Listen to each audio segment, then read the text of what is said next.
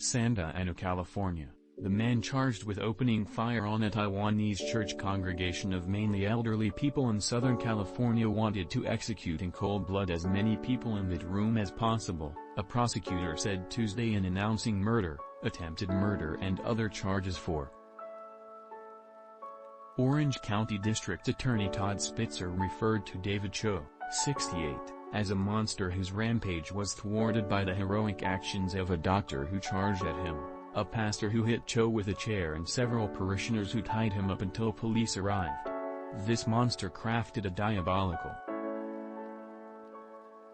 But what he didn't realize was the parishioners at the church that day weren't lambs, they were lions, and they fought back against the evil that tried to infiltrate their house of worship. Spitzer said Cho was motivated by hatred for Taiwan, where he was born after his family was forced from Mainland. He apparently chose the church at random and didn't know anyone there, authorities said.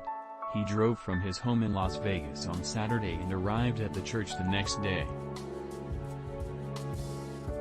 Cho spent about an hour mingling with dozens of members of the congregation at a luncheon, which Spitzer said was just way of gaining their trust so they wouldn't notice as he began carrying out his plot, chaining doors closed, supergluing locks and placing incendiary devices in several locations.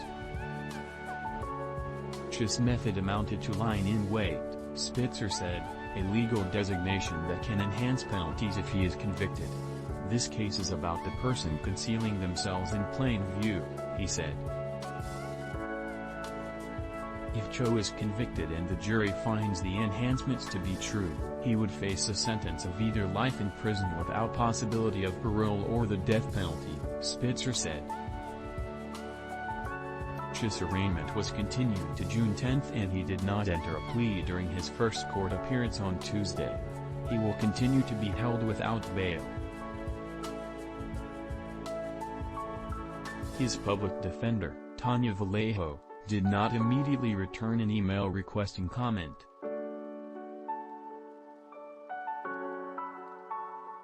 Authorities have said Cho, a U.S. citizen who worked for years as a security guard, was motivated by hatred of Taiwanese people documented in handwritten notes that authorities found. Spitzer said he is considering hate crime charges but needs more time to investigate.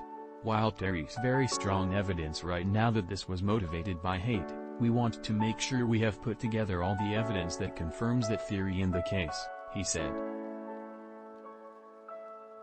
Federal authorities are conducting their own hate crime investigation. Tensions between China and Taiwan are at the highest in decades, with Beijing stepping up its military harassment by flying fighter jets toward the self-governing island.